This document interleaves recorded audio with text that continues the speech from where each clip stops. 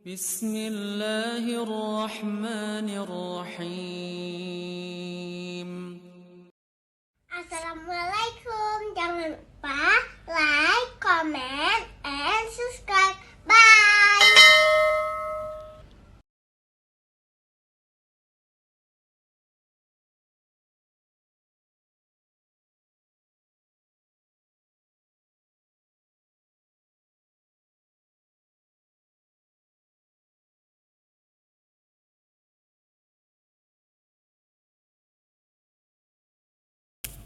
السلام عليكم ورحمة الله وبركاته. الحمد لله رب العالمين والعاقبة للمتقين ولا عدوان إلا على الظالمين.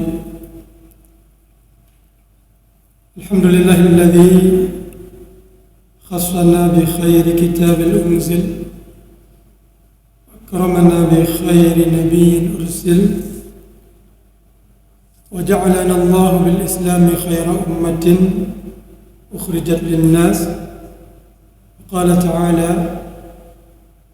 كنتم خير أمة أخرجت للناس تأمرون بالمعروف وتنهون عن المنكر وتؤمنون بالله ولو آمن أهل الكتاب لكان خيرا لهم منهم المؤمنون وأكثرهم الفاسقون.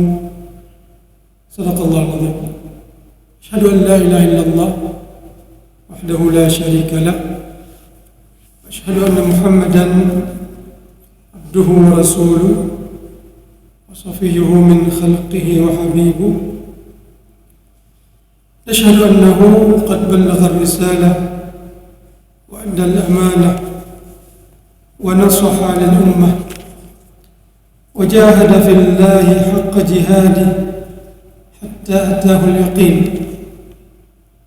وتركنا على المحجة البيضاء ليلها كنهارها لا يزيغ عنها إلا هالك. اللهم اجمعنا به كما آمنا به ولم نره، وارزقنا حوضه واسقنا من يده الشريفة شربة لا نظمأ بعدها أبدا. اشرح لي صدري ويسر لي أمري واحلل عقدة من لساني يفقه قولي. ثم أما بعد. Hadirin hadirat sidang jamaah salat subuh yang dirahmati Allah, kembali kita bertemu pada pengajian As-Sirah An-Nabawiyah, sejarah kehidupan Nabi kita, Nabi Muhammad sallallahu alaihi wasallam. Pada pertemuan yang lalu kita sudah selesai menceritakan kejadian-kejadian terkait dengan sebelum dan setelah perjanjian Al-Aqabah Al-Thaniyah yang terjadi di akhir dari tahun ke-13 kenabian di bulan haji, di bulan Dzulhijjah. Hadirin Allah, maka setelah perjanjian Aqabah yang kedua itu, Rasulullah SAW memberi informasi kepada para sahabat bahwasanya Rasulullah telah diberi tahu tempat para sahabat untuk hijrah. Inni uridu dara hijratikum, aku diperlihatkan tempat kalian berhijrah, itu Al-Madinah Al-Munawwarah. Setelah Rasulullah SAW menyampaikan itu sekitar 2 bulan setengah, atau setelah perjanjian Al-Aqabah, selang 2 bulan setengah itu para sahabat yang sudah masuk Islam pada saat itu mereka pelan-pelan meninggalkan Mekah menuju ke Al-Madinah Munawwarah. Maka tidak tersisa kecuali hanya beberapa orang yang mereka ditahan oleh keluarga mereka sendiri, nggak dikasih izin. Dan juga yang masih tersisa Rasulullah SAW, Abu Bakar Siddiq, Ali bin Abi Thalib. Kenapa Rasulullah tidak melakukan hijrah? Karena Rasulullah menunggu izin dari Allah Azza wa Jalla. Jadi beliau walaupun sudah mengajak orang untuk hijrah, tapi untuk pribadi beliau menunggu izin, waktu yang tepat yang diizinkan oleh Allah untuk beliau memulai perjalanan beliau. Karena ini adalah semua rencana Allah. Dan nanti kita dalam kisah ini akan kita sampaikan, atau kita akan melihat bagaimana fenomena yang terjadi pada saat Rasulullah hijrah, yang menunjukkan bahwa ini memang rencana dari Allah. Ada unsur-unsur menentang, ada unsur-unsur mempermalukan orang Quraisy. Maka setelah 2 bulan kemudian, 2 bulan setengah kemudian, Rasulullah SAW ingin berangkat ke Al-Madinah Al-Munawwarah, tapi belum mendapat izin. Dan orang Quraisy melihat kondisi kota Mekah sudah kehilangan banyak orang, satu persatu meninggalkan Mekah menuju ke Al-Madinah Al-Munawwarah. Dan ini mengkhawatirkan bagi penduduk Mekah itu sendiri. Kenapa mengkhawatirkan? Yang pertama, yang hijrah itu adalah famili-famili mereka. Kemudian yang kedua, tempat yang dijadikan pengungsian mereka adalah Yathrib. Yathrib itu kawasan yang dijadikan tempat lalu lalang pedagang Quraisy. Jadi orang Quraisy ketika berdagang ke negeri Syam di musim dingin, ila fi Quraisy ila fihim rihlat asy-syita'i was-sayf. Maka di salah satu dari 2 musim itu orang Quraisy berdagang ke negeri Syam itu harus melewati kota Madinah. Dan ini sangat mengkhawatirkan terhadap dagangan mereka. Maka oleh karena itu, ini kita harus punya kesimpulan tentang Muhammad ini. Apa kesimpulan terakhir yang harus diambil dalam berhadapan dengan Muhammad ini yang telah menggiringkan pengikutnya ke Al-Madinah Al-Munawwarah, dan dia masih berada di sini? Maka sejak saat itu mereka berkumpul bermusyawarah untuk memutuskan kesimpulan apa yang diambil untuk menghadapi Muhammad ini. Dan ini diabadikan oleh Allah dalam Al-Quran, wa id yamkuru bikal ladzina kafaru. Ingatlah ketika orang-orang kafir melakukan tipu muslihat, memikirkan rencana jahat. Untuk apa? Liyuthbituka. Ada pendapat di kalangan mereka, Muhammad ini jangan kita bunuh, tapi kita tangkap saja. Liyuthbituka au yukhrijuka. Muhammad ini, ada pendapat di kalangan mereka mengatakan jangan kita tangkap, tapi kita usir ke negeri yang jauh, sehingga dia nggak ada lagi, terputus dari pengikutnya. Au yaqtuluka, ataupun kita bunuh. Ada pendapat juga yang mengatakan Muhammad ini harus dibunuh, yang berakhir dengan keputusan Muhammad dibunuh. Hadirin Allah, di mana tempat orang Quraisy bermusyawarah pada saat itu? Di Quraisy itu ada satu yang disebut dengan Darun Nadwah. Apa itu Darun Nadwah? Darun Nadwah di kalangan masyarakat Quraisy ini mirip dengan gedung DPR kita, tempat dijadikan musyawarah belasah. Jadi kalau ada perkara yang ingin diputuskan, itu dimusyawarahkan di belasah Quraisy, di Darun Nadwah namanya. Ya, Darun Nadwah.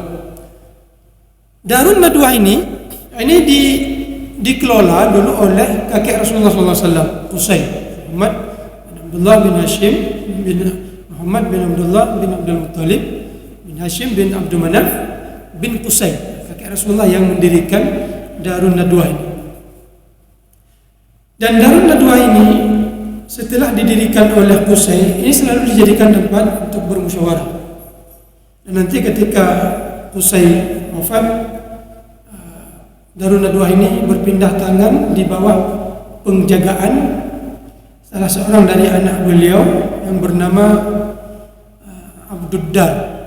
Dulu kita pernah menceritakan bagaimana ketika Qusay wafat, punya beberapa orang anak. Di antara anak beliau adalah Abdul Dar, Abdul Manaf. Abdul Manaf nanti melahirkan Hashim, melahirkan Abdul Syams. Hashim melahirkan Rasulullah SAW. Abdul Syams ini melahirkan Bani Umayyah, Uthman, Abu Sufyan. Maka sebelum Qusay wafat, Qusay berwasiat. Ini saya bagikan tugas masing-masing. Ada tugas yang menjaga Ka'bah, ada tugas yang menjaga, memberi minum, memberi makan jamaah haji, ada tugas yang menjaga parlemen ini. Maka tugas yang untuk menjaga parlemen ini jatuh ke keluarga Abdul Dar. Sementara yang menjaga Ka'bah nanti jatuh nanti ke keluarga Bani Hashim nanti. Sebenarnya Qusay ini pada awalnya cuma memberi tugas kepada Abdul Dar. Cuma nanti cucu-cucu dari mereka berselisih. Ini mengatakannya Abdul Dar mendapat jabatan yang besar, sementara cucu-cucu yang lain tidak dapat apa-apa. Sehingga akhirnya mereka merembuk bagi-bagi tugas. Di masa Rasulullah SAW mengungsi ke Mekah, ke Madinah Munawwarah. Parlemen Mesir itu, Darun Nadwah itu masih dijadikan parlemen Quraisy itu, Darun Nadwah itu masih dijadikan oleh masyarakat Quraisy sebagai tempat mereka bermusyawarah hingga terjadi Fathu Mekah nanti di tahun ke-8 Hijriah. Rasulullah lagi kembali ke Mekah Mukarramah. Sejak saat itu peran dari Darun Nadwah ini enggak berfungsi lagi. Kenapa? Sudah ada Rasulullah SAW. Mekah sudah jatuh ke tangan Rasulullah SAW. Yang akhirnya nanti di masa kerajaan Bani Umayyah, di masa saat Muawiyah bin Abi Sufyan berkuasa, beliau membeli Darun Nadwah ini dari pemiliknya, dari keluarga Bani Abdul Dar itu. Dibeli dengan harga 100.000 dirham. Kalau kita bahasakan dalam keuangan kita itu sekitar 41 miliar lebih. Besar sekali. Sekitar 41 miliar. Karena satu dinar itu sama dengan 12 dirham. Dibeli dengan harga 100.000 dirham. Besar sekali. Alhamdulillah. Kembali kepada hasil musyawarah yang diputuskan oleh masyarakat Quraisy pada saat itu. Wa id yamkuru bikal ladina kafaru liyuthbituk. Orang Quraisy duduk berembuk. Apa kesimpulan yang kita ambil? Maka salah seorang di antara mereka yang bernama Abul Aswad. Abul Aswad memberi usulan. Nukhrijuhu min baini abhurina. Saya memberi usulan. Muhammad ini harus kita asingkan jauh dari negeri kita supaya terputus antara dia dengan pengikutnya. Dan ini pernah dilakukan oleh penjajah dahulu. Penjajah Belanda mengasingkan Cut Nyak-Din, dan di mana-mana, di Mesir juga. Di Mesir ada seorang penyair bernama Ahmad Shauqi memberi pengaruh besar terhadap masyarakat Mesir. Diasingkan ke Spanyol oleh Inggris. Jadi seperti itu. Ini adalah salah satu siasat orang-orang yang jahat dalam menghadapi perlawanan sebuah masyarakat. Ini usulan yang diusulkan oleh Abul Aswad, diasingkan. Dalam kondisi seperti itu, datang seorang yang disebut dengan Asy-Syaikh An-Najdi, seorang yang berperawakan seorang syekh, seorang kepala suku yang bukan dari masyarakat Mekah, tapi dari masyarakat Najdun. Najdun itu di kawasan Riyadh sekarang ini, ibu kota Arab Saudi. Datang dari jauh dan mengatakan dirinya, memperkenalkan dirinya, saya ini syekh dari negeri Najdun. Saya ingin memberi sumbangan pendapat terhadap perkara yang sedang kalian hadapi. Maka syekh itu pun diizinkan untuk masuk. Ketika mendapat usulan Muhammad ini diusir dari kampung halaman, maka Syekh Najdi itu mengangkat tangan. Itu pendapat yang kurang tepat menurut saya. Ya, coba kalian rembuk lagi. Mungkin ada pendapat yang lebih cemerlang lagi. Maka dirembuk lagi. Diusulkan oleh Abul Buhturi. Bukan seperti itu. Abul Buhturi ini adalah orang yang ikut bermusyawarah pada saat itu. Dan beliau adalah seorang yang dulu pernah berperan merobek tulisan perjanjian boikot yang ditulis oleh orang Quraisy. Nggak tega beliau lihat. Abul Buhturi ini ketika melihat orang Quraisy memboikot Rasulullah selama 3 tahun, nggak tega rasanya. Ya, sehingga beliau berencana ingin merobek tulisan itu. Ini Abul Buhturi. Tapi hari ini beliau karena seorang tokoh dilibatkan untuk bermusyawarah. Maka Abul Buhturi mengusulkan ihbisuhu fil hadid wa aghliqu alaihi baban. Saya punya usulan, Muhammad ini jangan diasingkan, tapi kita tangkap, kita kurung saja, sehingga dia nggak bisa keluar. Nah, ini juga usulan yang lebih ringan ya dibandingkan diasingkan, masih berada di tengah-tengah komunitasnya. Jadi dikurung, tidak diberi izin untuk keluar, sehingga dia nggak ketemu dengan pengikutnya. Tadi saya sampaikan Abul Buhturi ini kan punya peran. Sedih ketika Rasulullah dulu diboikot. Kenapa ini memberi usulan seperti ini? Ini beda ya. Kalau kemarin diboikot itu nggak dikasih makanan, nggak diizinkan melakukan transaksi dagang, sehingga mereka kelaparan. Nggak tega rasanya beliau melihat orang-orang kelaparan seperti itu. Tapi kalau diikat, dikurung di dalam satu kamar, nah ini kan bisa diantar makanan. Ini beda kondisinya. Jadi usulan yang paling ringan menurut beliau adalah Muhammad ini ditangkap, dipenjarakan. Kemudian Syekh Najdi itu angkat tangan lagi. Saya nggak setuju. Coba kalian rembuk lagi. Kayaknya pendapat ini kurang cemerlang. Ya. Maka akhirnya mereka merembuk kembali. Ya, akhirnya diusulkan oleh Abu Jahal. Saya punya usulan. Faqala Abu Jahal, wallahi inna li fihi ra'yan. Apa? Ara an na'khudha min kulli qabilatin fatan syabban. Saya punya usulan, setiap kabilah kita ambil seorang pemuda yang hebat. Lalu kita apakan mereka? Kita jadikan mereka, kita berikan kepada mereka pedang untuk membunuh Muhammad. Nah, ini usulan yang ditawarkan oleh Abu Jahal. Dan usulan ini diyakinkan oleh Syekh An-Najdi. Siapa Syekh An-Najdi ini? Syekh An-Najdi ini adalah syaitan yang menyerupai manusia. Nah, begitu disebut. Syaitan bisa menyerupai manusia? Bisa. Ya. Ada satu kejadian, ini diabadikan dalam hadis Rasulullah SAW riwayat Imam Bukhari. Seorang sahabat Nabi yang bernama Abu Hurairah mengatakan, ista'malani.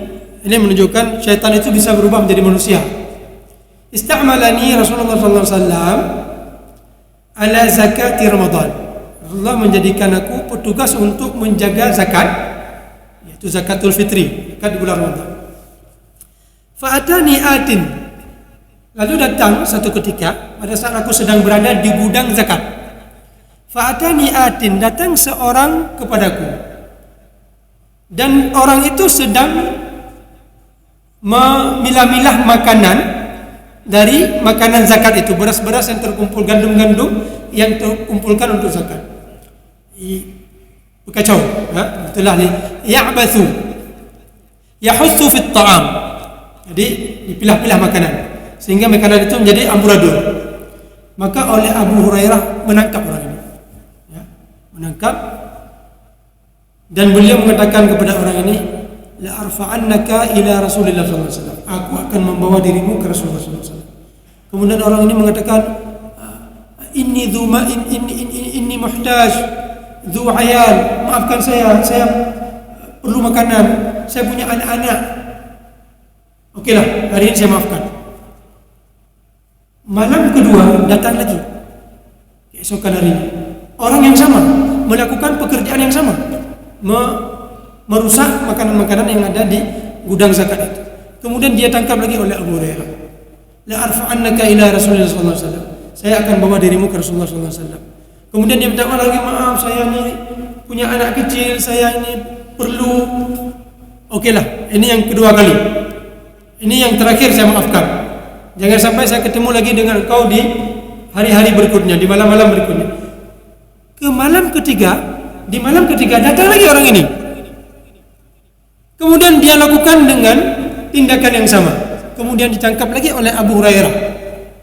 La arfa'annaka ila Rasulillah sallallahu alaihi wasallam. Ini kali yang ketiga engkau melakukan seperti ini. Saya akan membawa dirimu ke Rasulullah sallallahu alaihi wasallam. Kemudian dia mengatakan, "Ya Abu Hurairah, sudikah engkau melepaskan saya dan saya akan mengajarkan kepadamu sebuah ilmu." Lihat ni Abu Hurairah ya. Abu Hurairah kalau dia disinggung tentang ilmu, ini beliau ini titik kelemahan beliau. Makanya Abu Hurairah adalah manusia yang sahabat Nabi yang paling banyak meriwayatkan hadis. Kenapa? Senang kali mendapatkan ilmu, menggali ilmu. Maka ketika dijanjikan oleh syaitan ini, "Ya Abu Hurairah, sudikah engkau melepaskan saya dan saya akan mengajarkan dirimu sebuah ilmu?" Maka Abu Hurairah akhirnya luluh dan memberi izin kepada orang ini untuk dilepaskan. "Apa yang engkau ajarkan kepadaku?" "Ya Abu Hurairah, idza awaita ila firasyik, kalau kamu ingin tidur, faqra ayat al-kursi." Syaitan yang pernah Abu Hurairah untuk baca ayat kursi. Kenapa? Ini terpaksa harus dia ajarkan. Ini pelajaran yang paling berharga untuk Abu Hurairah supaya dia dilepaskan. Untuk diberi tawaran supaya dia diminta untuk dilepaskan, maka harus diberikan harga yang tinggi, yaitu ilmu berupa ayat al-kursi ini.